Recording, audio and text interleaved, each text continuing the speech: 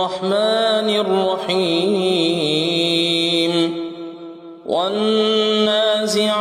غرقا والناشطات نشطا والسابحات سبحا فالسابقات سبقا فالمدبرات أمرا يوم ترجف الراجفة تتبعها الرادفة قلوب يومئذ واجفة أبصارها خاشعة يقولون أئنا لمردودون في الحافرة أئذا كنا عظاما نخرة قالوا تلك إذا كرة خاسرة فإنما هي زجرة واحدة فإذا هم بالساهرة هل أتاك حديث موسى إذ ناداه ربه بالوادي المقدس طوى اذهب إلى فرعون إنه طغى فقل هل لك إلى أن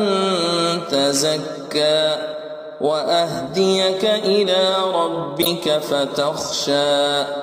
فأراه الآية الكبرى فكذب وعصى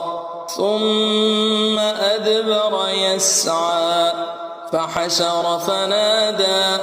فقال أنا ربكم الأعلى فأخذه الله نكال الآخرة والأولى إن في ذلك لعبرة لمن يخشى أأنتم أشد خلقا أم السماء بناها رفع سمكها فسواها وأغطش ليلها وأخرج ضحاها والأرض بعد ذلك دحاها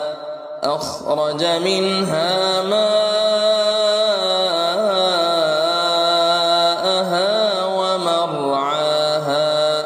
والجبال أرساها متاعا لكم ولأنعامكم فإذا جاءت